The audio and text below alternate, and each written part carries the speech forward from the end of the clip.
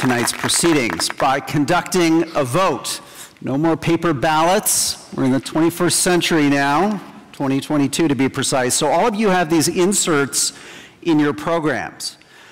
They have a QR code that you can scan with your phone's camera. That QR code, you can also probably scan it if you point your phone up at that big screen right now. And you're going to grab that QR code on your phone's camera, and it's going to send you to a website where you're going to be able to vote on our resolution and on one other question I'm going to ask you. So the first thing we're going to ask you to vote on is indeed the resolution.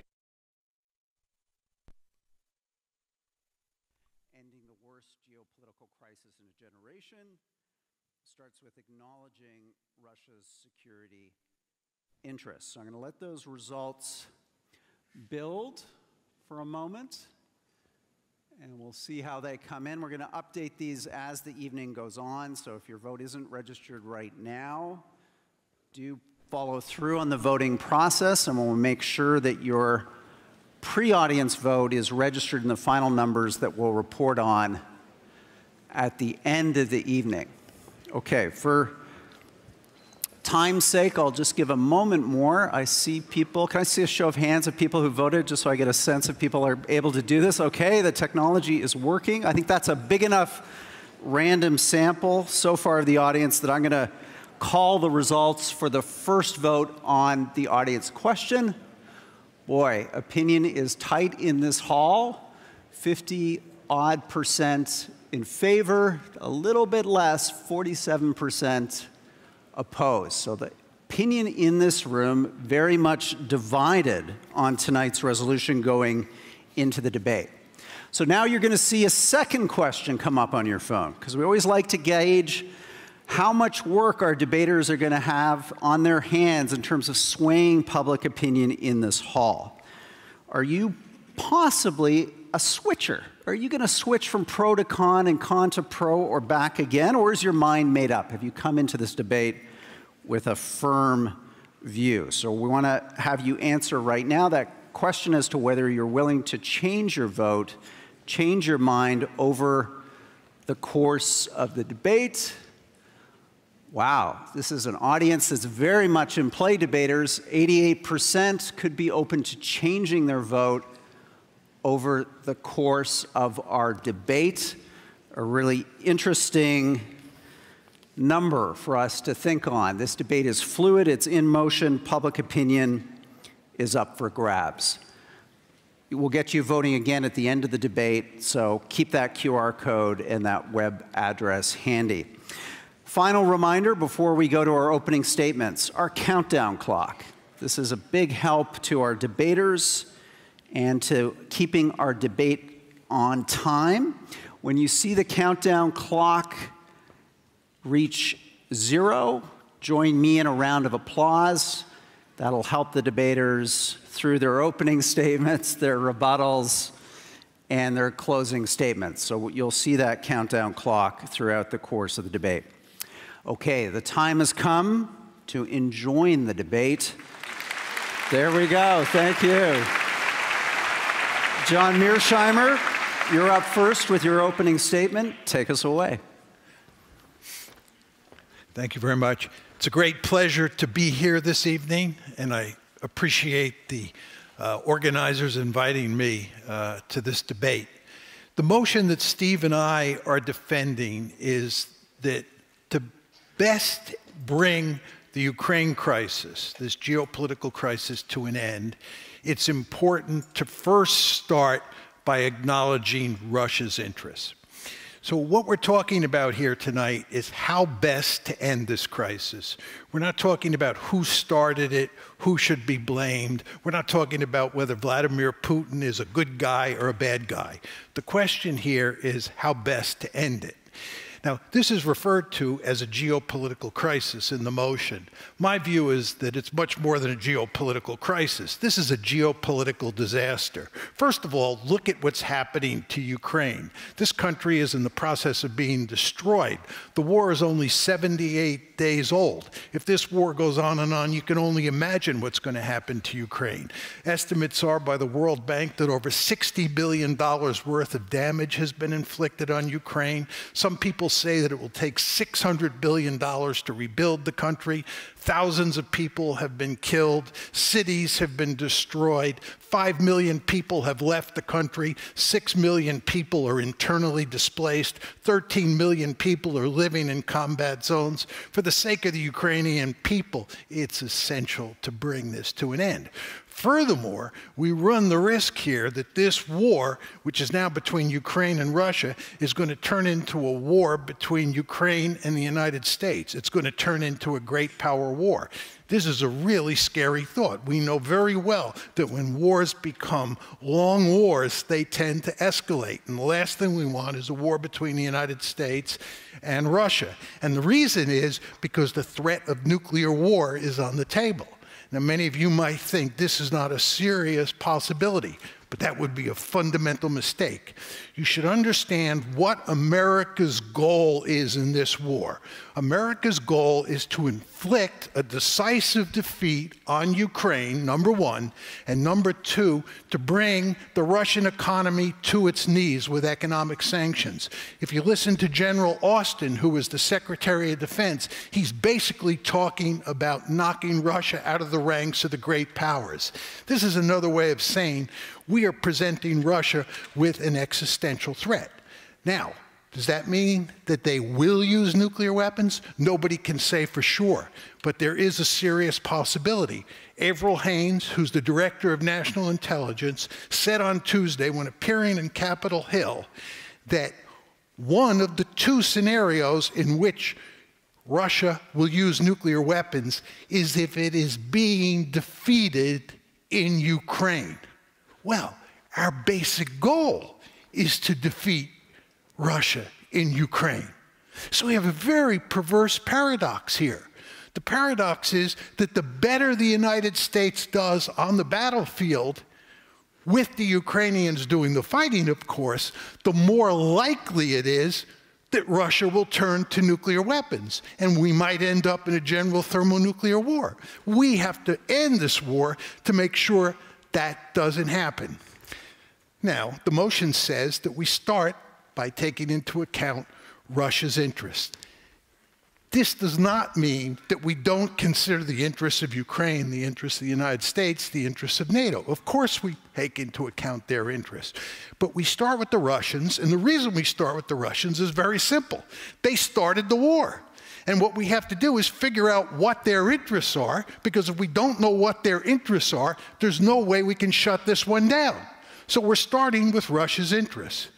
Now the question is, what are Russia's interests? The conventional wisdom, which I'm sure all of you have heard ad nauseum, is that Vladimir Putin is responsible for this war. Vladimir Putin is an imperialist. He's either trying to create a greater Russia or he's trying to recreate the Soviet Union.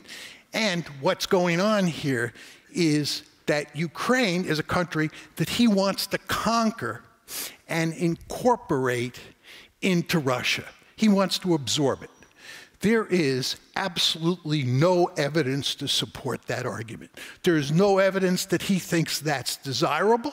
There's no evidence that he thinks that's feasible. And there's no evidence in the public record that he's ever said that that's what he intends to do. This is a crisis that is all about the West's efforts to turn Ukraine into a Western bulwark on Russia's border. It involves a three-pronged strategy, bringing Ukraine into the EU, turning Ukraine into a pro-Western liberal democracy, and number three, and most importantly, bringing Ukraine into NATO. If you listen to Putin's speeches and you read his writings, he has made it unequivocally clear that this is the principal problem: Ukraine joining NATO. And what has to be done here to solve this problem is Ukraine has to become a neutral country. Ukraine cannot become a Western bulwark on Russia's borders. You may not like that outcome, and I fully understand that. But if you are interested in preventing Ukraine from being completely destroyed, and you are interested in avoiding a nuclear war, you should be in favor of the motion. Thank you.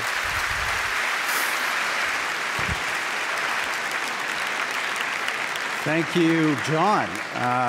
Right on time, down to the final seconds there. Well done. Radosław Sikorski, you're up next with your opening statement. Thank you. It is indeed wonderful to be able to debate in person, physically much better than on a Zoom call from a washroom. Some of you may not know that Professor Mearsheimer is, in Europe, in my country, Poland, regarded as the Pope of realist theory. But you know, the principle of papal infallibility is one of the victims of this Ukraine war. So I beg to disagree with the professor. First of all, he says there is no evidence that Putin wants Ukraine. Professor, where have you been? Haven't you read Putin's manifesto of last year, in which he tried to prove from doctored or misunderstood or willfully misunderstood Tsarist and Soviet documents that Ukraine is part of Russia? He doesn't just want Ukraine, he denies Ukraine's separate existence. He is conducting your classic imperialist narrative of our peasants wanting a separate state. What do you mean? So he's invaded Ukraine because he wants Ukraine. Now, NATO, you say that that was Putin's interest. Well, President Zelensky has already conceded that Ukraine doesn't need to join NATO. Ukraine can become a neutral country. At which point, President Putin should have said, right, I've won my war, I can go home. And yet nothing like that has happened. He tried to take Kiev, he tried to do regime change. The problem with the so-called realist theory is that it's not very realistic, because it allows Russia to define what its security interests are. And if you allow that, then I have to tell you a joke from the Soviet period. With whom does the Soviet Union want to have borders? With whomever it pleases. And with whom does it please? With nobody. So on that theory, great powers could invade whoever they pleased. Also, Putin is not just reacting to what we do. He has agency himself. He started as a reformer, and he ended up as a traditional Russian Tsar who is taking his country backward.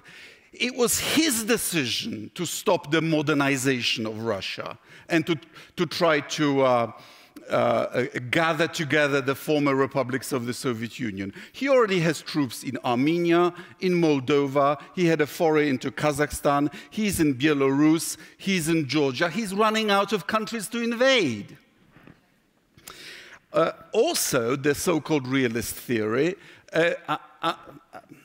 underappreciates the importance of ideology.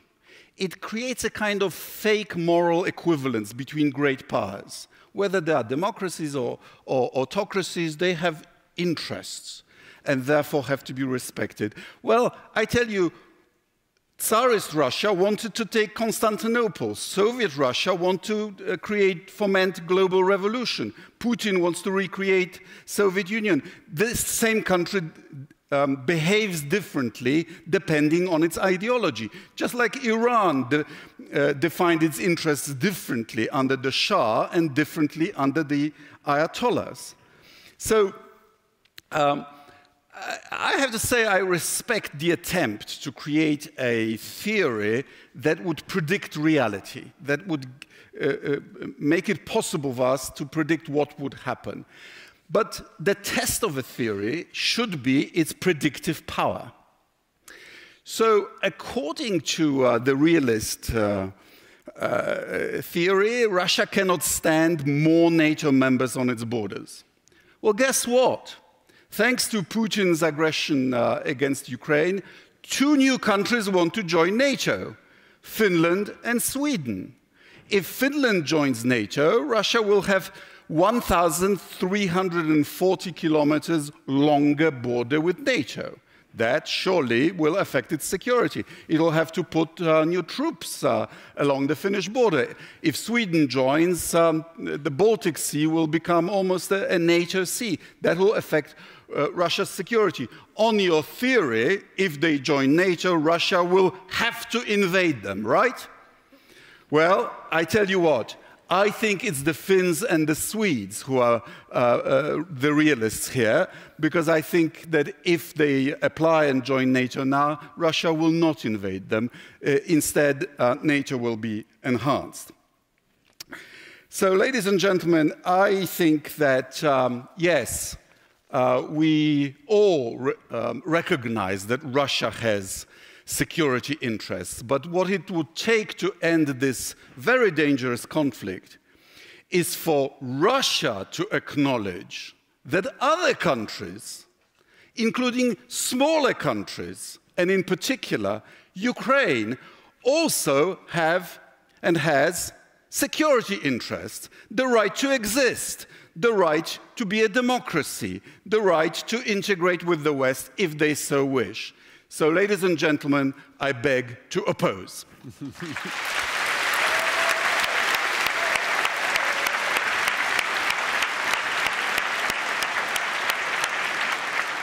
Stephen Walt will put 6 minutes on the clock and turn the stage over to you.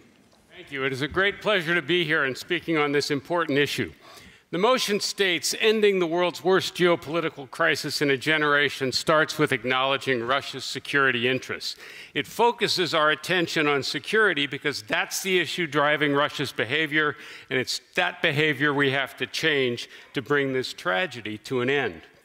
John has explained why Russia saw efforts to bring Ukraine into the West as an existential threat, which led them to launch a brutal and illegal invasion.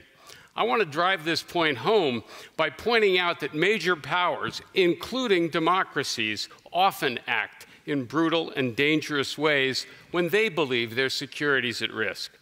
Consider China in 1950. China was very weak at the time, but when U.S. forces in Korea approached their border, Mao Zedong ordered his army to cross the Yalu River and attack them. We had no intention of invading China, but Mao didn't know that, and he thought the survival of his regime was at risk. The Korean War lasted 2 more years. Thousands of additional lives were lost. We don't like to admit it, but democracies act this way too. During the 1960s, the United States was so worried that South Vietnam would become part of the communist world, it sent nearly 500,000 troops across the ocean to fight there, and 58,000 of them didn't come back. We used napalm and Agent Orange and dropped more than 6 million tons of ordnance. When that didn't work, we invaded Cambodia, which unwittingly helped the Khmer Rouge gain power. Millions of people died because American leaders believed losing South Vietnam might undermine our security. And Vietnam wasn't on our border. It was more than 8,000 miles from the continental United States. In the 1980s, a popular uprising in Nicaragua toppled a pro-American dictator, much as the Maidan uprising toppled Ukrainian President Viktor Yanukovych. In response, we organized and armed a rebel army, the Contras, much as Russia has backed separatist movements in Ukraine. Nicaragua was a poor country whose population was only 4 million people, but the Reagan administration saw it as a serious threat. 30,000 Nicaraguans died in that war. As a percentage of population, it would be like Canada losing 300,000 people, or the United States losing 2.5 million. Finally, let's not forget that the United States invaded Iraq in 2003 because the Bush administration thought Saddam Hussein was a mortal danger. That war, which Professor McFaul supported and John and I opposed, killed thousands of Iraqis, did enormous damage to the country and led to the emergence of ISIS. The Bush administration chose to launch an illegal war because it felt threatened. And just like Putin, President Bush thought the war would be easy. None of this excuses what Russia is doing today, not in the slightest. All these actions should be roundly condemned. But my point is that when powerful states think their security is threatened, they'll go to great lengths to try and deal with the danger, and they'll do great harm in the process. If they face setbacks, they're more likely to double down than reverse course. The lesson is that threatening a great power's security is a very risky business, especially in the nuclear age.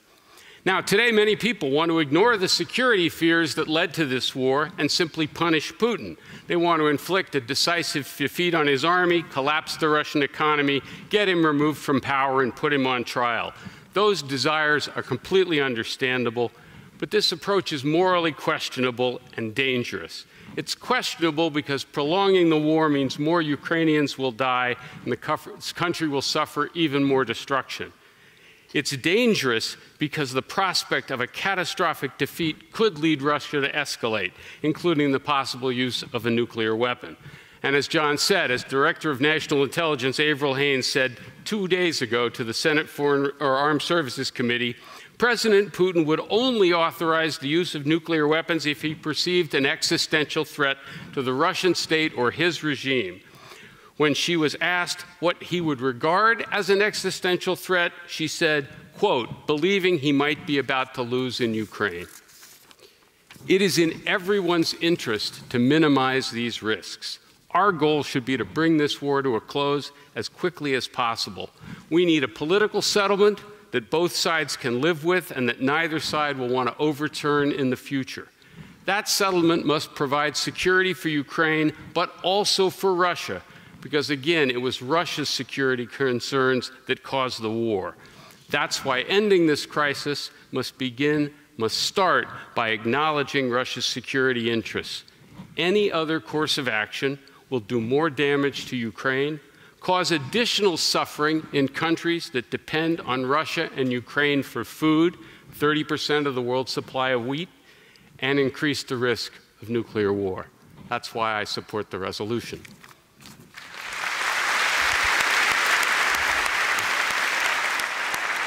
Thank you, Stephen Walt. Michael McFaul, you're going to have the opportunity to give our last opening statement. Thank you. So I have 88 arguments that I want to make in 6 minutes. And I'm not a professional debater. If I was, I could talk really fast and get them all in. And so instead, I'm going to focus on 3, 4 if the clock doesn't run out on me. First, the US, NATO, and the West have recognized Russia's security interests for 3 decades. And yet that did not prevent Putin from invading Ukraine. So the assumption in this debate that somehow NATO has been marching toward Russia and finally Putin was cornered and he just had to invade Ukraine is cherry-picking 30 years of history. And I think that's important to understand before we talk about how to resolve it. One, NATO's never attacked the Soviet Union, never attacked Russia, and never will. That would be crazy. Second, until Putin invaded Ukraine in 2014. Remember, this war started in 2014, not this year. US and NATO were actually cooperating on Russia's security interests as defined by them. In Afghanistan, the New START Treaty, WTO accession, even on Georgia and Ukraine, where those countries wanted to join NATO, their accession has been frozen since 2008. It's not gone anywhere. And that's because Americans and NATO leaders and Canadian leaders were listening and recognizing Russia's national interests. Just weeks before this latest invasion started, my government, the Biden administration, listened closely to Russia's security interests, to Putin's security interests, and they made proposals. They said, let's sit down and negotiate. I talked to the president right before Putin invaded. They were talking about a Helsinki 2.0. Is that not listening to Russia's national interest? But no, that's not, it was not about NATO. It was not about security arrangements in Europe. It was about something else. And that's the part we have to bring in this debate. NATO has not been expanded. It's been 20 years since the last big bang of NATO. And so you have to ask yourself, What changed? What changed after the Big Bang in 2002? What changed after the Bucharest summit in 2008? When I think things were basically frozen. I was in the government for 5 years. The issue of NATO expansion did not come up once. So what changed? It wasn't NATO expanding. It was democracy expanding. Russia, Putin, invaded Ukraine in 2014 because of the revolution of dignity in Ukraine. That's what changed, not NATO policy and not us not paying attention to their security interests. Second, security interests don't come from heaven. They aren't defined by the balance of power in the international system, no disrespect. They're defined by individuals. They're defined by leaders. When I showed up at the White House, nobody handed me some blue book and said, Mike, this is the American national interest. And so we have to ask ourselves this question. Why is it that Putin gets to define the interests that he sees fit? Because Putin today, he's a very different person than 22 years ago or 30 years ago when I first met him in 1991.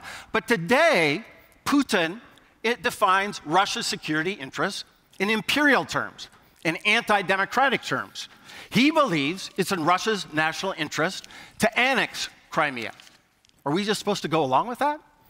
He believes that it's in Russia's national interest to declare Donbass independent countries, and he'll soon annex them as well. Are we just supposed to go along with that? He believes it's in Russia's national interest to slaughter civilians on Mariupol in the name of, and he says it, I'm sorry, Professor Mearsheimer, he says it very clearly in his speeches, to liberate Russians from the neo-Nazis that are subjugating him. In fact, in his speech, before he invaded Ukraine, 7,000-word speech, the first 4,628 of them he spoke before he ever mentioned the word NATO once.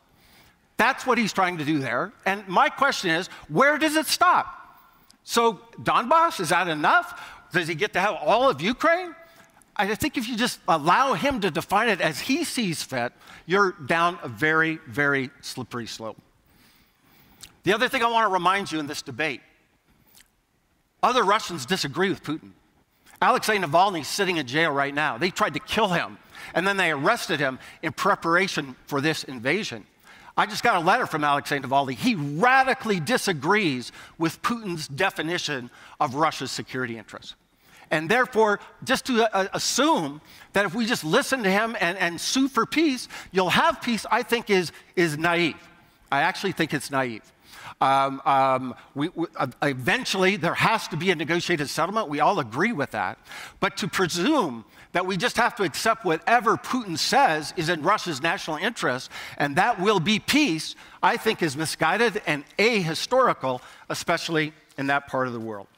Finally, maybe it's the opposite. Maybe too much concern for Putin's definition of Russia's security interests actually caused this war. And let me quote one more. I skipped over my quotes about Putin. I'll get back to them later because that clock is ticking very fast. But let me just quote one more security expert about this very issue, about appeasement. If we just give him what he wants, everything will be fine. Appeasement contradicts the dictates of offensive realism, and therefore is a fanciful and dangerous strategy. In short, appeasement is likely to make dangerous rival states more, not less dangerous. That was John Mearsheimer. Thank you.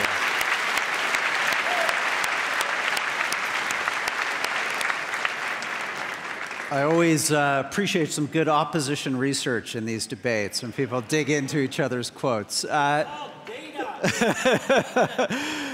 John Mearsheimer, rebuttals, 3 minutes on the clock, gentlemen. We're going to go in the same order as the opening statements.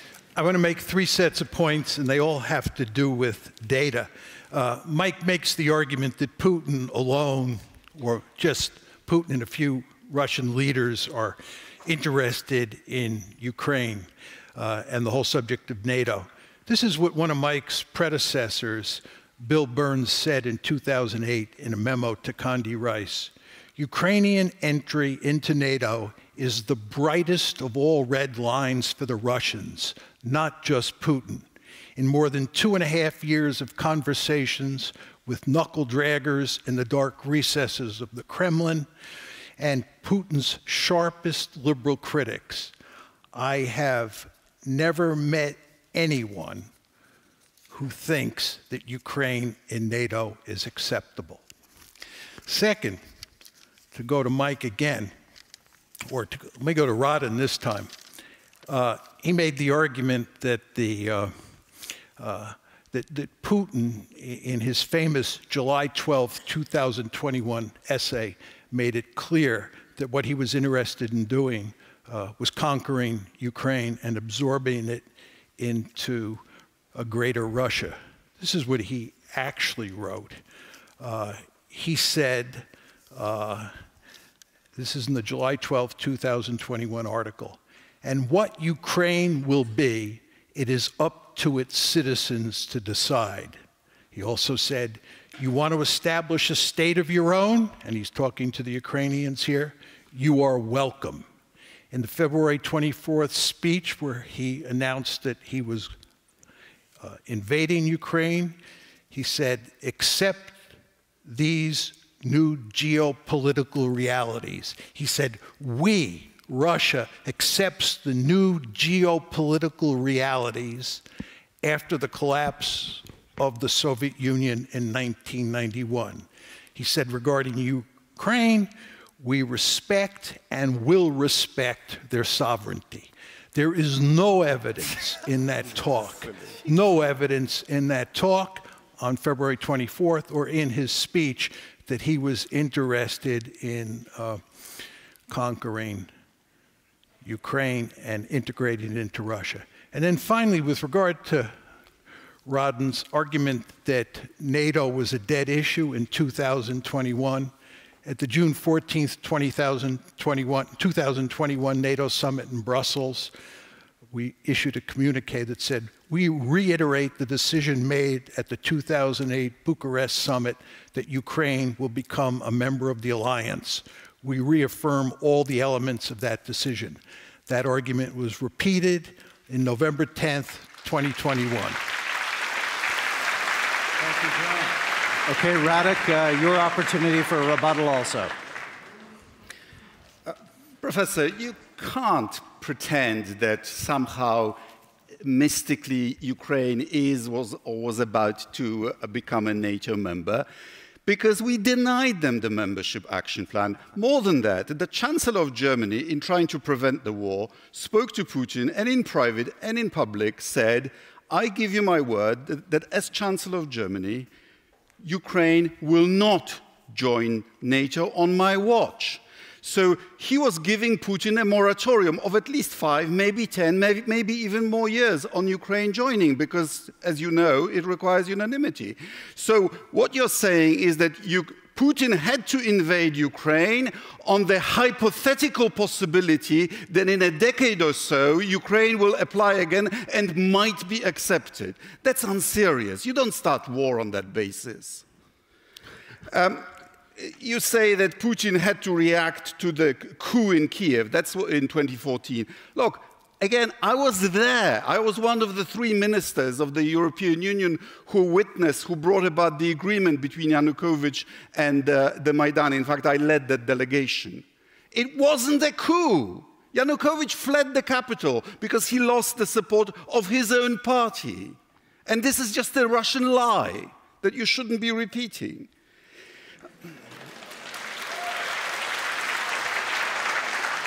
And Putin respecting Ukraine's sovereignty? Could he possibly be saying it in the same faith as, remember the little green man in Crimea, "These are not my soldiers"? This is a man we just cannot trust. And is Russia driven by security in Ukraine?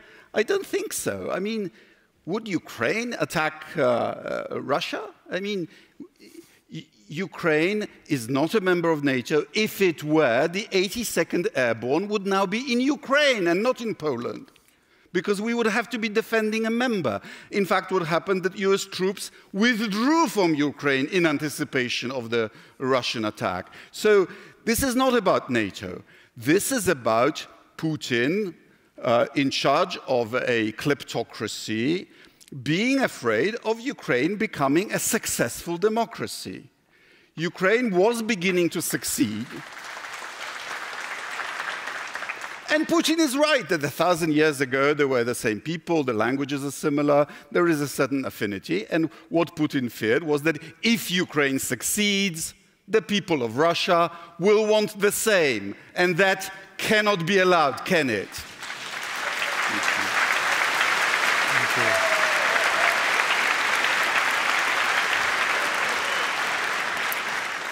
Stephen Walk, you're up next for the second to last rebuttal. Like Mike, I have 88 crushing points I could make and only 3 minutes to do them.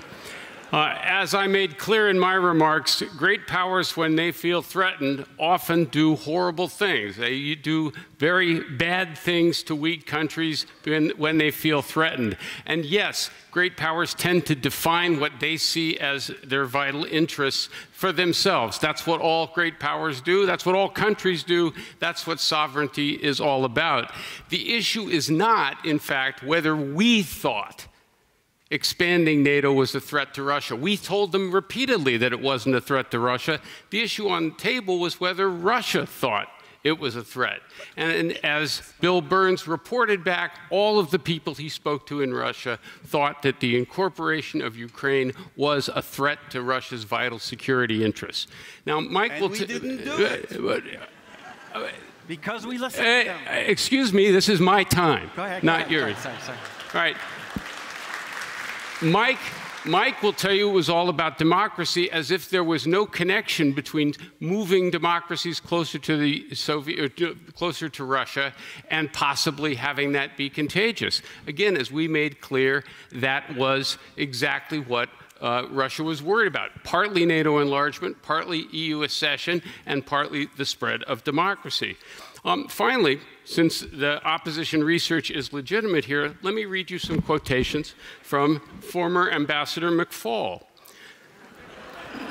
The central purpose of American foreign policy is to defend against and, where possible, destroy tyranny. Notice the word destroy there. To promote liberty requires the elimination of those forces opposed to liberty, be they individuals, movements, or regimes. Thus, this should be the lofty and broad goal that organizes American foreign policy for the coming decades, right? And this was the man whom the United States sent as its ambassador to Russia. Now, if you're Russia, having been invaded multiple times from the West, and you're seeing the world's most powerful alliance led by the world's most powerful country steadily moving closer, and every time you protest, they offer you a bunch of pablum, but they never take these issues off the table, you might have a reason to be concerned when prominent American officials are saying that our goal is to promote liberty by destroying opposing forces, and that means destroying your regime, maybe not now, maybe not next week, but eventually if we ever get the chance, one way or the other. Russia had reasons to be concerned. They had reasons to be fearful. We don't have to think we were a threat. The question is they saw us as a threat. And until we acknowledge their security concerns, the war will continue.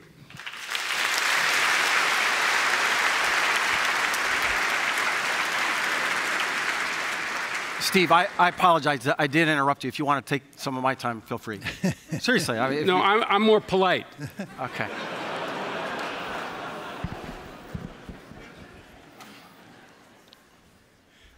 Okay. One footnote, what he quoted me from, and I stand by those words. I wrote those words right in the wake of September 11th, when my country was attacked by people that did not believe in liberty, and that may have been some of the emotion. I did not support the Iraq War, but I don't want to play the whataboutism game. That's not interesting. That's not the resolution. I want to make 2 points. One, I worked in the US government. It's not an abstraction to me. We worked with the Russians to listen to their security interests. And to emphasize what Radek said, there was no imminent threat. If it was a threat, I don't believe NATO is a threat to Russia. And I have millions of Russians who are on my side with that. And the president who almost became president, but for Putin, back in 2000, Boris Nemtsov, radically agreed with me too. So please stop saying Russia believes this, Russia believes that. I was the ambassador to Russia. I never met Mr. Russia or Miss Russia. There's Putin, and there's interest groups, and there's ideology, and you guys believe that about America. Why is it so hard to think that other countries might have those factors too? But number two, we didn't do it. That's the whole point. It was frozen after Bucharest. It didn't expand.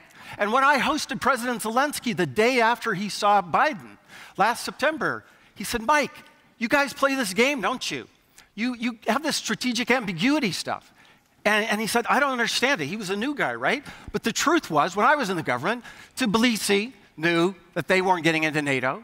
Kiev knew, Washington, Brussels knew, and Putin knew. I met with him. That was not on the table. What was on the table is the things that our opponents don't like to think that might be independent actors. I said, Putin is an independent actor. Well, guess what? The United States doesn't control the world. We don't get to tell Ukrainians, hey, Ukrainians, you don't get to protest, because that's not in Putin's interest. That's not in his interest. Don't go on to Maidan. Remember in 2013, what happened there? Yanukovych decided not to sign an agreement with the EU, and a guy named Mustafa Naim said, that's outrageous. We deserve to be in Europe. And he didn't get a phone call from me. He didn't get a phone call from Barack Obama. He got on Facebook, so maybe the Americans are helping with Facebook.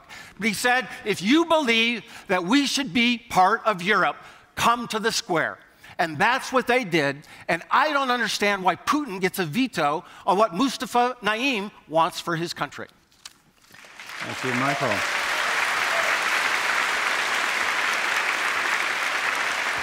Thank you, gentlemen. A terrific debate, a lot of back and forth here. And let's start digging deeper into the key issues and ideas that our debaters have so eloquently raised. It gives me great pleasure right now to welcome onto the Munk debate stage the co-host that I have the pleasure each week of moderating the Munk Members podcast with. We know her as the founding director of the Munk School of Global Affairs, an internationally renowned author and scholar. Please welcome Janice Gross-Stein.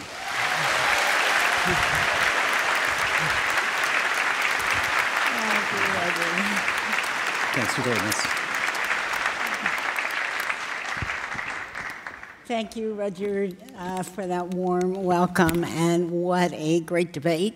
I hate debates, just for the record. But it's still a really good debate that we are having about what I think we all know is one of the most important issues of our time, that is changing the shape of our world in real time. So, John, let me start with you.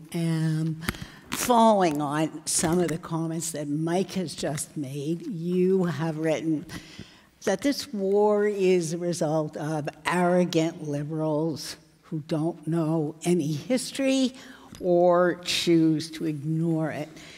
And it sounds a little bit like great powers have their special rights and can do what they want, and smaller states don't have that right at all.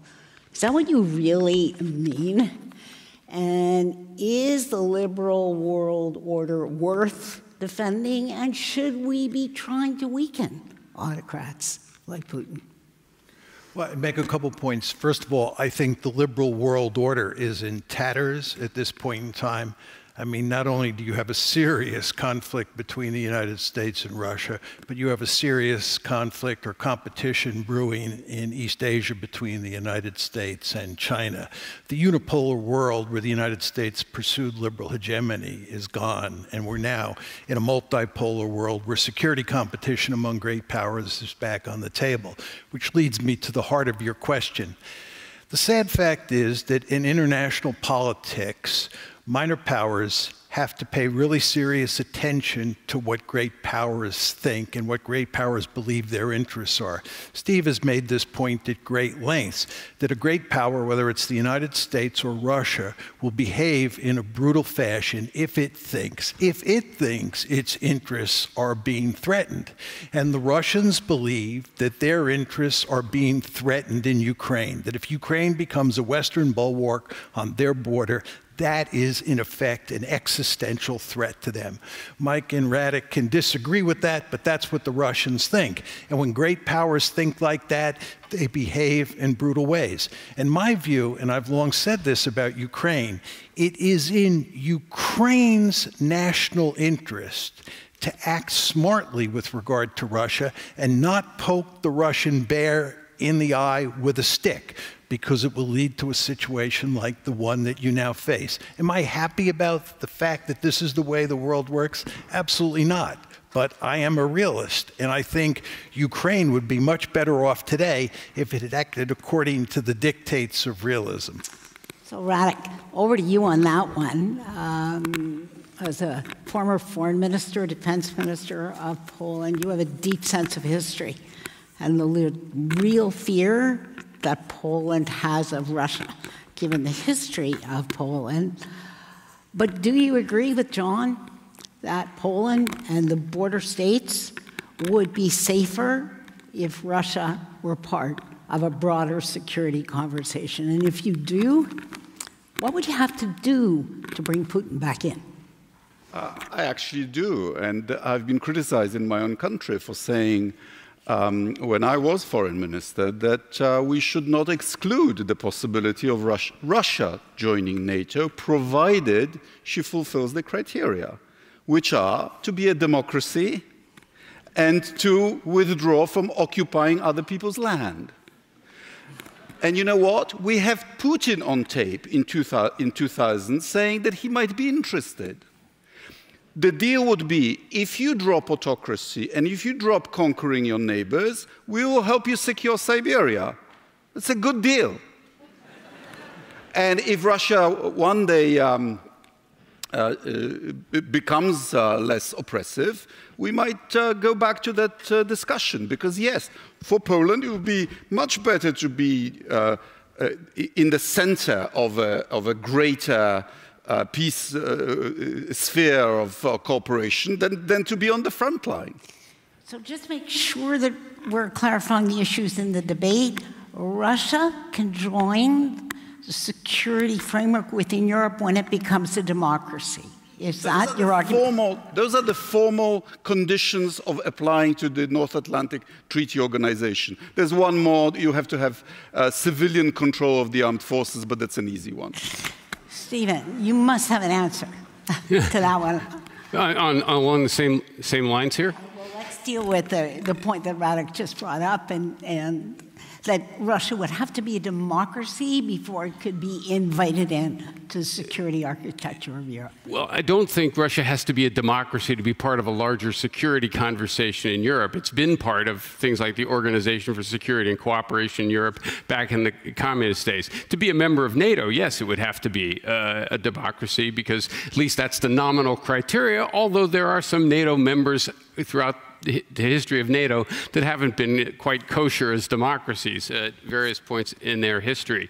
But the point is that I'd go back to is that people way back in the 1990s, when the idea of enlarging NATO first got proposed, pointed out immediately that this was going to poison the relationship with Russia. People like George Kennan, people like former Secretary of Defense William Perry, who opposed NATO enlargement. He liked Partnership for Peace because it didn't exclude Russia as well.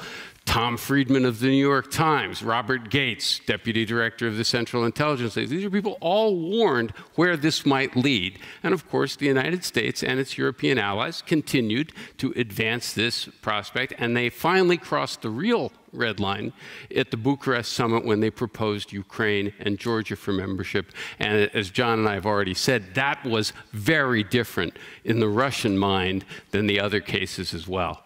I mean, and Michael, over to you. You had a seat at the table through much of this. Yes. You have met Putin, and you have many times, and written 60 articles about him.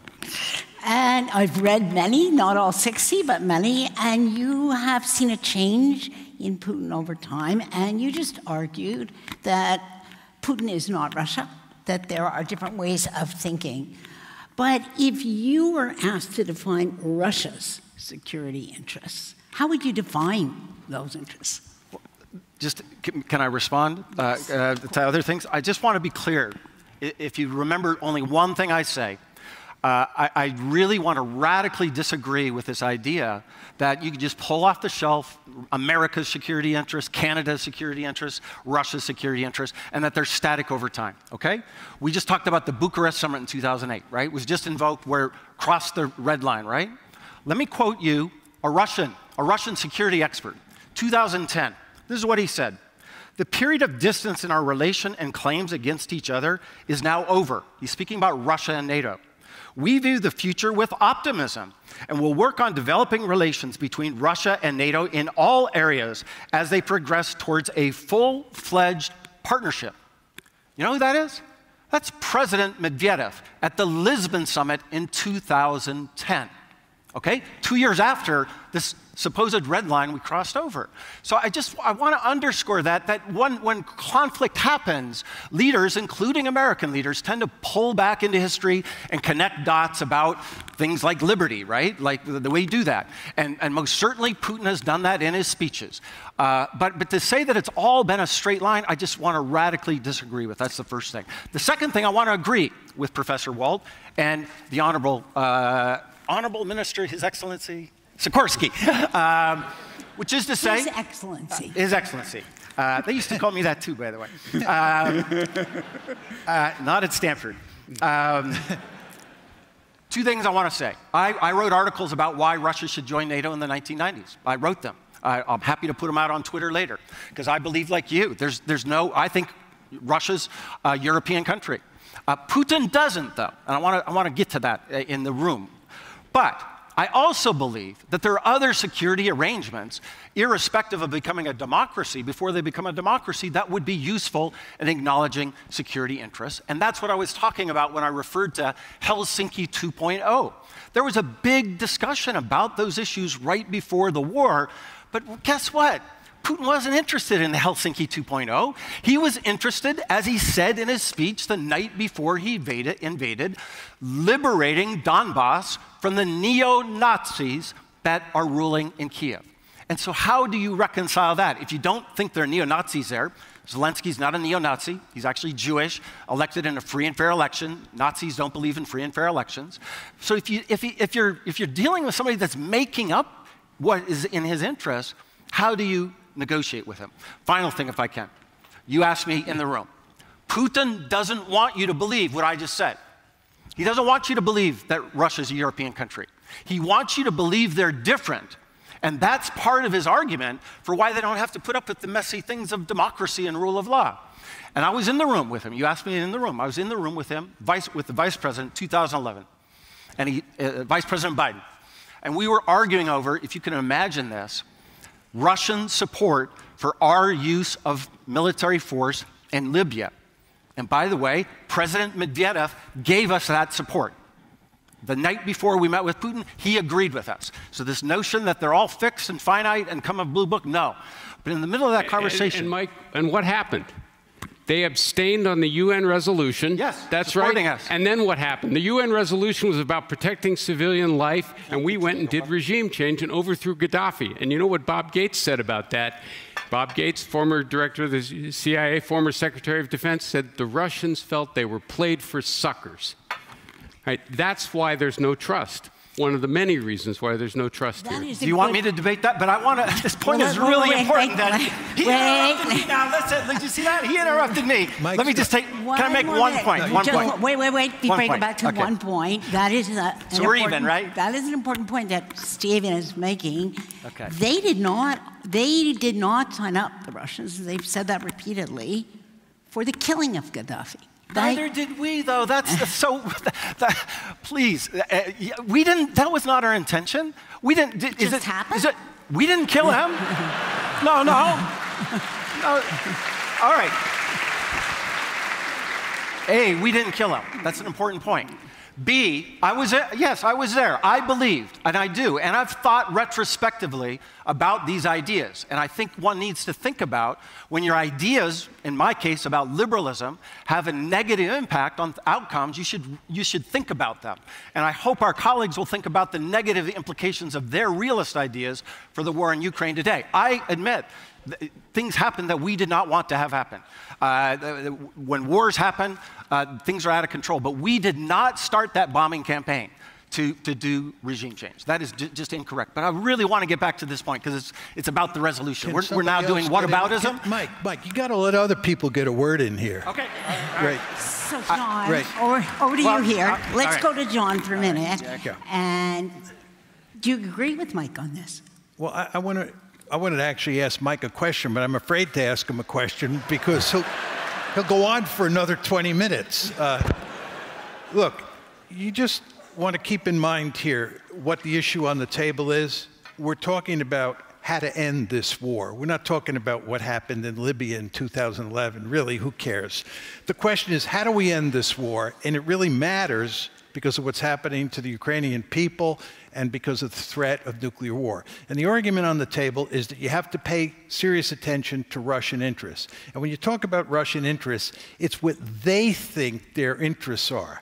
Now, Mike and Radek go to great lengths to try and describe what they think Russia's interests should be. And I think the Bill Burns quote is very important here because Bill Burns, unlike you, said that NATO expansion is the brightest. Didn't happen. And well, again, Putin already has Ukraine's neutrality. Let's go to Radek now for a minute. Let's go to Radek for a minute, and we'll come back to you, John. Radek, over to you.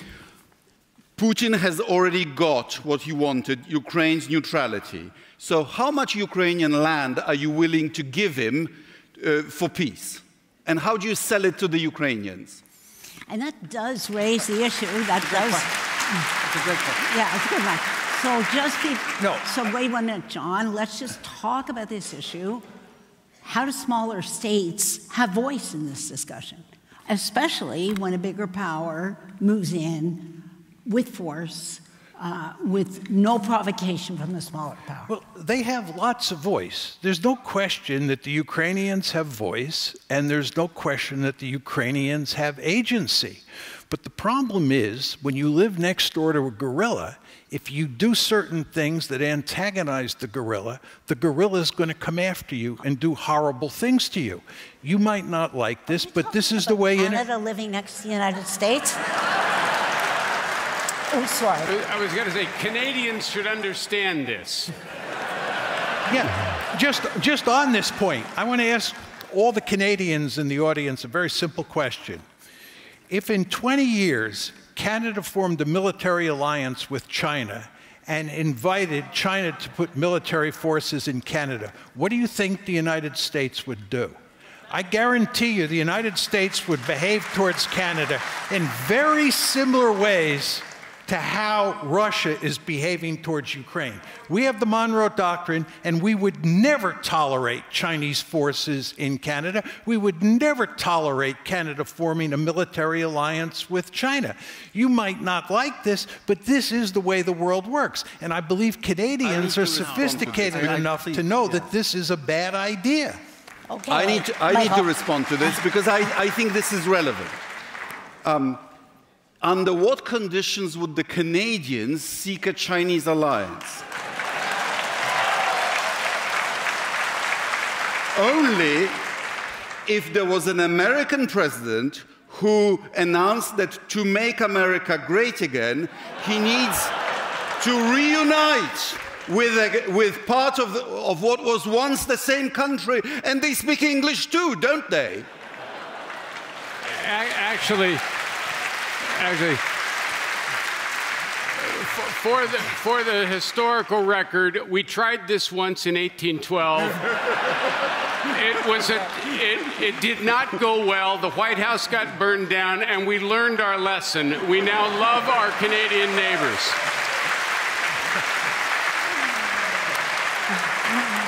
Okay, we're going to come back to the resolution here, which is that we need to acknowledge Russia's security interests in order to end the war. So, Mike, we started that conversation about 3 minutes ago. What are Russia's security interests? Not Putin's, but what are Russia's security interests? And Helsinki, too, is a conference to talk. But let's talk in detail about what Russia's security interests are. Well, if you believe Alexei Navalny, and I think he's a great leader, he thinks Russia's national security interests are for Russia to have a democratic society that will integrate into Europe. And I think that would make Russia really secure. That would make them more prosperous. That would make them more secure. And the idea that you have to take Donbass and you have to go back to Novorossiya, 1775, and do what Catherine the Great did to advance Russia's security interests, I think is just incorrect. And I think we need to, as realists, if I can invoke that word too, if Putin is a realist, is Russia more secure today than when they invaded Ukraine? No, their forces have been destroyed. Do they have more allies around the world supporting them? No. Are they more prosperous because of this invasion? No, they're going to be living with sanctions for a long time. GDP, the standard of living in Russia on February 23rd, 2022, it's going to take them a decade to get to that. And oh, by the way, other countries, NATO was, before 2014, people, you need to remember, NATO was fading. They weren't spending any money. Brain dead, I think, yeah. We weren't spending President Macron's words. It was fading. It was not a threat to Russia. It was on its last legs. And what reinvigorated NATO was Putin's invasion of Ukraine. And the last thing, never mind. I really want to get back to my other point. At some point, please let me make my last point. Okay? The argument that NATO was fading in 2021 is simply wrong. I said 14. 2014. I said NATO was fading in 2014. Okay, it wasn't fading in 2014, and it certainly is not fading in 2021. Have you ever asked yourself why the Ukrainians are doing so well against the Russians? It's not simply because of Russian military incompetence. It's because we have been arming the Ukrainians, we have been training the Ukrainians, we have been including them in military exercises like Operation Sea Breeze. Right? We have been integrating them in very subtle ways into NATO. And furthermore, as I said before in my rebuttal, we have made a series of declarations over the course of 2021 where we made it clear that the declaration that we made at the Bucharest summit in 2008 was alive and well. This is why the Russians were scared stiff that Ukraine was going to become part of NATO. This is why in mid-December of 2021, the Russians made it very clear they wanted a written guarantee from the United States and from NATO that said Ukraine would not become part of that alliance. They were scared, and they were scared because Ukraine was becoming a de facto member of the alliance. Steve, let me go to you for a minute here. And let's talk for a moment, Mike brought him up, about President Macron, who is pushing really hard now for a dialogue with Russia.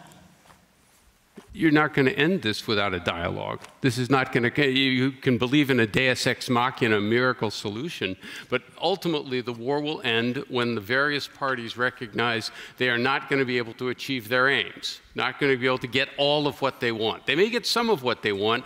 What you have to do is craft an agreement that everyone is willing to live with, not for the next 2 weeks, not for a 6-month ceasefire, but ultimately a set of political arrangements that satisfies everyone's interests. And as the resolution states, that starts with satisfying Russia's security fears, Russia's security interests, not just their interests, of course, the interests of Ukraine, the interests of others as well. That's only going to get worked out through a dialogue. John and I believe that one of the features of that is going to have to be an official declaration that Ukraine will remain a neutral country. Right? It will not be part of NATO. It will not be part of an alliance with Russia. It will be free to trade with whatever countries it wants to, free to get investment from wherever it wants to. It will not be disarmed. It will be able to arm itself so it can defend its interests. And there's many other details that would have to be worked out as part of a peace settlement, and you're not going to get that settlement if you don't have a dialogue between the warring parties and the other interested parties as well. By the way, I wanted to add just a quick Russia point. declared today that Ukraine may not join the EU either. This is something you would obviously want to negotiate as part of this agreement. Maybe that would be part of the settlement, maybe it wouldn't. None of us can say what the actual terms would be when we get to that point. So can I ask a question? I do want to respond to your very good point about how Russia is going to be worse off as a result of this. I do believe this was a strategic blunder on Putin's part.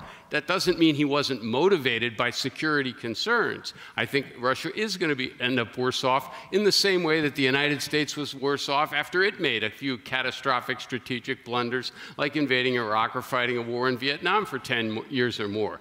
Sometimes great powers, when they're scared, do really stupid things, and they pay a price for it. Russia has already paid a considerable price for this. They're going to continue to pay a price.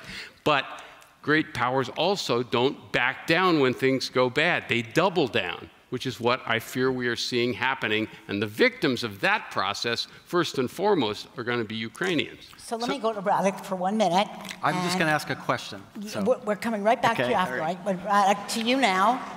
Do you agree with the concept that Ukraine, and Zelensky has signaled that he is willing to do this, that Ukraine should declare itself a neutral country and forswear any ambition to join NATO? Is that a route to ending this war?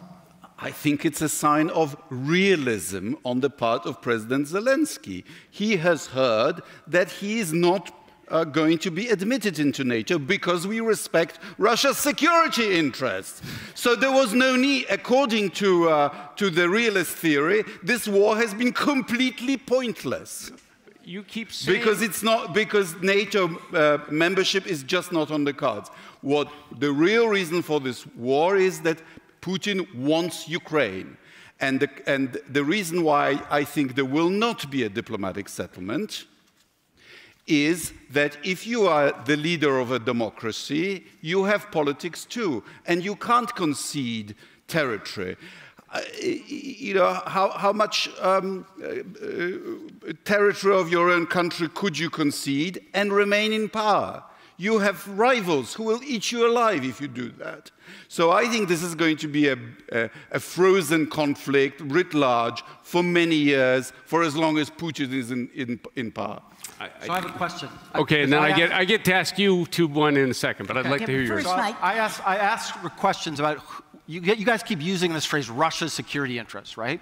So I want you to tell us which security interests are legitimate and illegitimate, because I listed them. Putin has spoken about NATO, but he said a lot of other things. He said the purpose of this war is denazification. So is that a legitimate interest? And we have to overthrow the Zelensky government to acknowledge Russia's interest. He said the purpose of this war, it's all in his speech. You can find it. I'll show it to you. I got it on my phone right now. He said it was demilitarization. So do we have to acknowledge that? We have to wipe out the Ukrainian military. He said it was to recognize the Donbas republics as independent countries. He said that's in Russia's national security interest. He said, just on May 9th, just 2 days ago, he said that Russians are now fighting on their territory in Kherson and Mariupol. So do we have to recognize that, too, as Russia's national security interest? And when does it stop? Because I don't think wars end. Wars do not end. You didn't get to hear the quotation I said about appeasement. That was to John Mearsheimer, warning about why appeasement is folly if you think in offensive realism. Because wars do not end when you just say, oh, you want that, you want that, you want that? Sure. They end in two ways. Either one side wins or there's a stalemate on the battlefield. And until those conditions are met, we will not have peace. And the idea that we're going to tell the democratically elected government of Ukraine to capitulate because Putin wants Mariupol, it's not only immoral, but it hasn't worked in history, folks. This notion that great powers take care of that part of the world has not worked out well in history. It won't work out well now. John, over to you. Okay, but Mike's argument is that we don't work out a settlement because that involves appeasing Putin. That involves turning Ukraine into a neutral buffer state. We don't do that. So instead, what we do is we continue to arm Ukraine, we continue to get more deeply involved, and we try to help Ukrainians to decisively defeat the Russians in Ukraine. And furthermore, with our sanctions, we bring the Russians to their knees. And we ultimately, as I said in my opening comments, we knock them out of the balance of power, okay? The question you want to ask yourself, and this is the question all of you want to ask yourself, is where does this lead, right? Just think about what Ukraine is going to look like. Just think about the threat of nuclear escalation. The longer this war goes on, the more likely it is the Americans will become involved. The more likely it is that the war will turn nuclear. This would be a disaster of the first order. We have a deep-seated interest in shutting this one down now. And that means paying serious attention to what the Russians consider to be their interests. And their main interest is to make Ukraine a neutral state. Quick answer to this question, John. Does that mean recognizing the territory that Russia has occupied in Ukraine? I think, as Steve said before, that has to be decided in the final peace agreement. Yeah, so that's not in Russia's national security interest, but right? What do you think? So that's, just to point out, that's a disagreement between our colleagues and Putin. You keep saying Russia's interest, but that's what he said. He said it very clearly that that's in his interest. To answer Jadis's question, my personal view is that if you got a deal that created a really, truly neutral Ukraine, you could get the Russians to give up everything except Crimea. How do you know that? How do you know that Putin doesn't... I said that's my opinion. How do you know that Putin doesn't redefine his interests further? You know, Finland used to be a Russian colony. Poland used to be a Russian colony. What if Putin decides that he wants those countries back too? In case you haven't noticed, Putin is not even capable of conquering Ukraine. The idea that he's going to conquer Poland is laughable in the extreme. They did so many times in the past. The past is the past. There's a new balance of power in Europe. Well, and by the way, Radek, if you're... All I can say is I would prefer the Ukrainians and the Finns in the trench beside me than some people that are current members. Okay, Steve? Radek, if you're worried about a Russian invasion of Poland based on history, you might understand why Russia might be worried about a Western invasion based on history. Every time that the West invaded Russia, Russia invaded 50 times. You both have reasons to be concerned, right? I do think John's point is true. No one is going to worry about Russia trying to conquer anybody else for a good long time, given the experience. And nobody's worried about Russia being conquered. I think Belarus will be next, actually. I wanted to answer Mike's question and then pose one to the two of you. To answer my question, legitimate security interests, I believe the #1 issue is, of course, the neutrality of Ukraine, and the other things would have to be negotiated. So Steve, just let me. Can we converse, or do we? We can converse if I can finish the sentence. Okay, all right. I was told. I'm paying attention to the Canadian rules. I was told we're supposed to interrupt. I was told that. I was told that by your judge. I'm going to get him on the stage. I'm just paying attention to the rules here, folks. I was told to just have a lively conversation, but never mind. So I think that's the first step. And there's obvious reasons why the Russians want this guaranteed by the United States. Radek keeps saying that this was impossible, it's never going to happen, it was off the table. You have already guaranteed Ukraine's security you're picking in up the Budapest Memorandum of 1994. You were picking up Mike's habits. All right. In 2021, we kept reiterating that Ukraine was going to join. We kept saying that over and over again. So our diplomats are lying? Yes. Yes, that's the real world, guys. Come on, come on. But you could. That's the real world. Wait a sec. Our diplomats are lying all the time, yet the Russians should trust them when they offer assurances. No. And we shouldn't. Please. No, but here's my question. If Ukraine membership in NATO is really, realistically off the table, just not going to happen, nothing for Russia to worry about, why shouldn't NATO take it back? say, we've rethought the matter, we no longer want to consider Ukraine for NATO membership. If it's never going to happen, why not do a very simple thing that might help unwind this? Because that would be an invitation for Russia to invade. And as you know, Russia, that's already happened. The United States, Britain and France guaranteed Ukraine's security and borders in return for Ukraine giving up what was then the third largest nuclear stockpile in the world back in 1994. So you have a duty to Ukraine to help them defend their liberty now. That is correct, that there was such a guarantee. Let me ask you a question for one moment, because we are talking about ending this war. Are you worried about escalation, Mike? So I want to be crystal clear. I'm sure I speak for Radek. Who doesn't want to end this war? Of course we all want to end this war. And it is the policy of the Biden administration. I disagree with Secretary Austin's comments that you keep referring to. I think that was a mistake. Personally, that was a mistake. That is not the policy of the United States of America. The policy of the United States of America is to try to end this war as fast as possible. And their theory of the case is that by giving the Ukrainians the ability to fight, as opposed to capitulation, and putting pressure on Russia with sanctions, that will speed up the process of ending the war. So we all agree that ending the war is the goal. I just think we disagree about how we get there. Second thing I want to say, I am worried about escalation. Of course, you should always be worried about escalation and nuclear escalation. But the Russians have been very clear. After Putin said some things at the beginning of the war, he rolled out Peskov, he rolled out Medvedev to say, we'll only use nuclear weapons in the case of an existential threat to Russia. And this is something really clear that we need to be precise about. No one is talking about invading Russia today. I'm sorry, but Hitler, Napoleon, and the United States of America and NATO are just, this is the problem with realism. They just treat all countries the same. They don't distinguish between dictatorships and democracies. Who in this room thinks that NATO would invade Russia? Raise your hand. I rest my case. No. Putin knows that. Putin knows that. He knows that NATO is not going, that would be suicidal. That would be ridiculous. Nobody's going to invade Russia. And therefore, we should all relax about the threat, the Armageddon threat of a nuclear conflict, because they've said very clearly that's the only time they'll use weapons. I don't think that will happen. We don't have a lot of time left. I want to go to Radek. Are you worried about escalation? Yes, I am. And I want to give credit where credit is due. Professor Mearsheimer in 1994 did advise Ukraine to keep their nuclear weapons. And whether that or the hypothetical possibility of joining NATO would be a bigger threat to Russia, make your own judgment.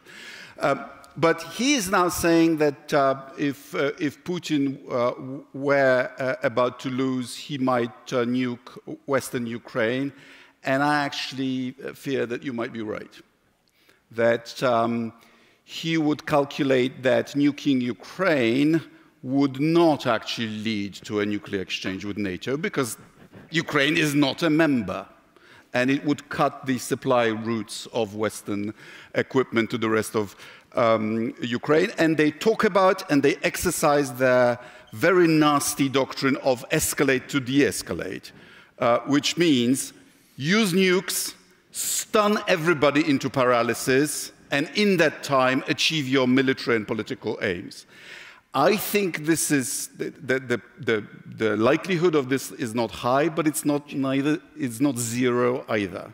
This would be the most dangerous point for the world, but also for Putin, because if he gives such an order, his generals will have the choice either to commit genocide or to take him out. Janice, can I just respond? Yes. Final comments from John and then from Stephen. Yeah, I just want to build on what Radek said that I wrote in 1993. I was probably the only person in the West who said that Ukraine should not give up its nuclear arsenal. And my argument was because someday the Russians may threaten to invade Ukraine, and Ukraine should have nuclear weapons. The vast majority of people in the West, and many Ukrainians said at the time, that Ukrainians and Russians are basically blood brothers and blood sisters, and that's inconceivable. And therefore, John Mearsheimer's views are out of touch with reality. In a way, Mike, people were arguing at the time views similar to what Putin said in his July 12, 2021 article. Anyway, we took away their nuclear weapons. Then we encouraged them to join NATO. We said they were going to join NATO. We, in effect, poked the Russian bear in the eye, and we left them defenseless. We, in effect, have led the Ukrainians down the primrose path. What's the poking of the bear that the Ukrainians did? Can you define that? How did they poke them? Very concretely, what's the evidence of poking them? No, Steven. just gotta have a little bit of data. I'll give and Mike a evidence. 30-second answer. Yeah. When did they poke them? We poked them in the eye. No. When did the Ukrainians poke the bear, and that's why they had to invade Ukraine? By going along with NATO expansion. Just to be clear, it hasn't happened. So we keep, it's such a weird debate. Of course, Ukraine's not in NATO. Of course it hasn't happened. And the Russians are bent on making sure it doesn't happen. Because Germany and France vetoed it at the NATO summit, at which I was present. Stephen? I confess I may be in the same position as most of the audience, which is I've kind of lost the thread of the conversation. This is exactly what we're arguing about here, but I'll go back to the resolution, which we're arguing about how to try and end this thing, right? And the basic difference between us is that we want to try and get this to a diplomatic solution as quickly as possible, and that means we think you have to acknowledge Russia's security interest first and foremost, convincing Russia that Ukraine will be a neutral country in perpetuity, right? If they've continued to believe that maybe not now, maybe not this year, but eventually, because NATO hasn't taken it off the table, and in fact the United States and its NATO allies were pulling Ukraine closer and closer, beginning to cooperate in a variety of different ways, arming it in ways that Russia regarded as inimical to its interests as it's defined it, right? If you don't address this, you're not going to shut this one down. Our respected opponents believe the only way to shut this down is to basically give Ukraine the capability to defeat Russia there and at the same time weaken Russia as much as possible, basically drive it out of the ranks of the major powers so it can never threaten anyone near it again. And our point is that that's a very risky thing to do. When major powers are confronted with that possibility, even if it's partly the result of their own mistakes, they don't just run up the white flag and say they're sorry. Okay, Stephen, I have one quick question for you, and it's one sentence answer. And we're going to go around one sentence answer because we're out of time. What will this conflict look like 2 years from now? One sentence. We're going to go around. None of us know. I hope it's over, but it could well be continuing. If so, it will be a tragedy first and foremost for Ukraine. And it will create a grave risk of continued escalation or even expansion. John, what will this conflict look like? I have no idea. What do you think? I think that we are living in a world of radical uncertainty where it comes to what this is going to end up looking like.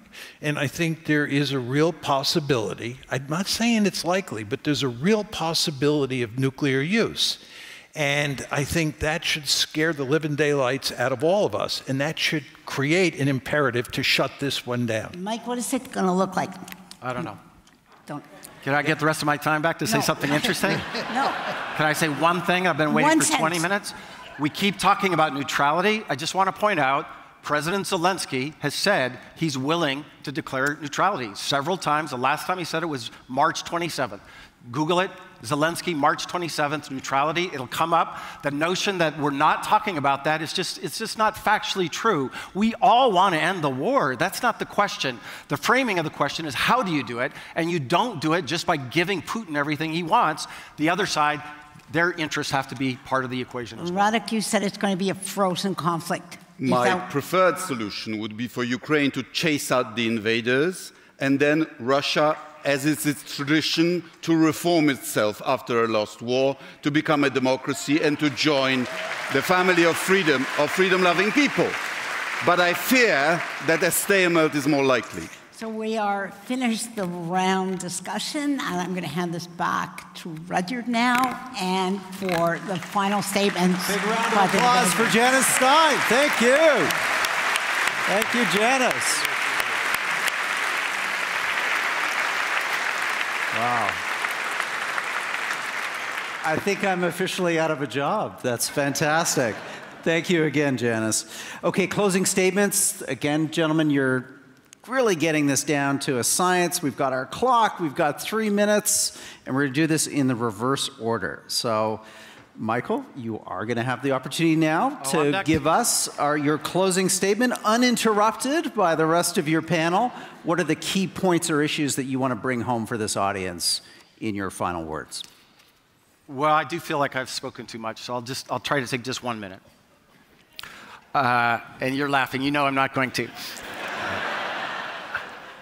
So I mean, the obvious reason why you can't support this resolution is it has to be amended. I kind of felt like our colleagues wrote it. Of course, we need to have Russia's security interests in mind and talk about them. I've argued why, when we did that, it didn't work. And you didn't get to hear, but the quote from appeasement and why that doesn't work, that was John Mearsheimer I was quoting, by the way, when you're applauding. And I just fear that I just don't know the slippery slope. When does it end? You want this, you want this, you want this. And I think you have to ask the counterfactual. What if NATO never expanded?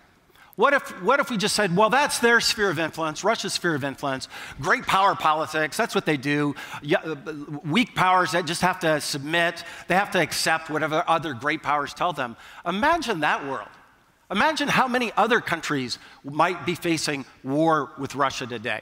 Imagine if we just said, oh, Russia's invading, oh, we're not going to help the Ukrainians defend themselves. Let's just wait until it gets to a point where Putin is satiated. Imagine that world. That's a world where Russia is occupying lots of Ukraine. That's a world where Zelensky's probably killed. That's a world where way more people would have died than what is happening now.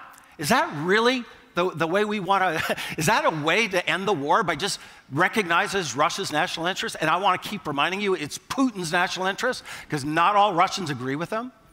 And the second thing I want to say in closing is, you know, you keep hearing this is the way great powers behave, this is the way great powers behave, and little powers just have to do what they must, right?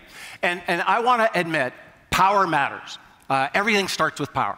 When I teach at Stanford, I show a map of Europe for 1,000 years in 5 minutes. And what you see, rising powers, declining powers, borders changing. Yes, that's 1,000 years of history. But do we really want to keep living that way? Is that really the best option? Because if you think about the last 100 years, it didn't lead to peace and stability. It led to war, folks. It led to annexation. It led to millions of people dying between Germany and Russia and Germany and the Soviet Union. I was reading Bloodlands on the ride up here by Tim Snyder. Is that really a world we want to go back to, where we just let Putin do wherever he wants? That's not, it's immoral, of course. But our colleagues don't care about morality. I do. I think we should care. We should. No. Realism is as is. If I'm misrepresenting your arguments, I apologize. But I don't think the idea that might makes right and power should dominate, I don't think is moral, and I also don't think it leads to peace. Thank you, Michael McFaul, for that closing statement. Stephen Walt, your opportunity now, 3 minutes on the clock. Okay, thank you. War is always a horrible thing to behold, and what's happening in Ukraine is no exception to that. The second problem is that wars have a natural tendency to expand and to escalate. The protagonists don't want to lose. If they're doing well, their war aims expand. If they're doing badly, sometimes their war aims expand to make up for it. So they are tempted to expand or escalate the war. Outsiders sometimes get involved or try and take advantage in other ways. And the longer a war goes on, and the more people die, and the more sacrifices occur, the greater these dangers are.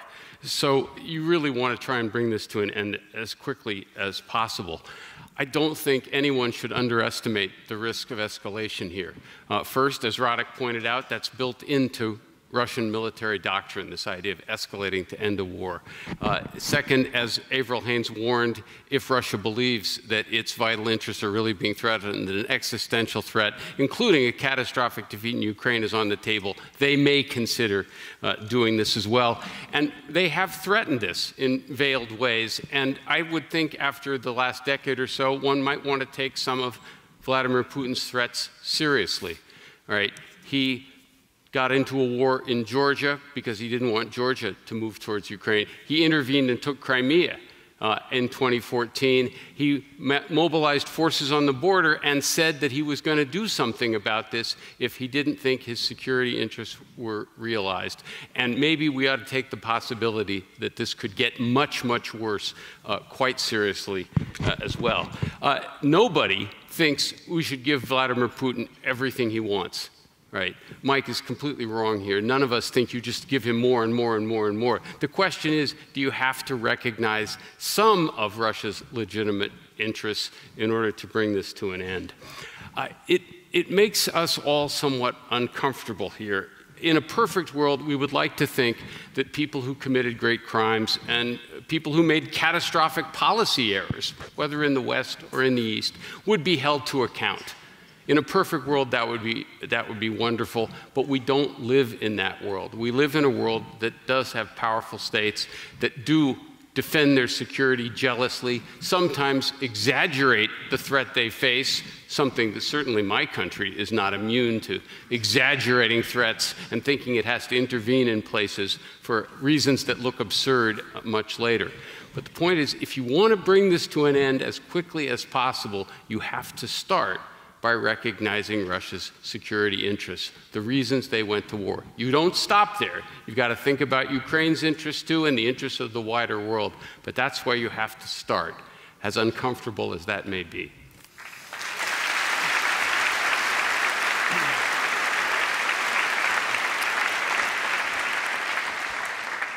Radek, you're up next.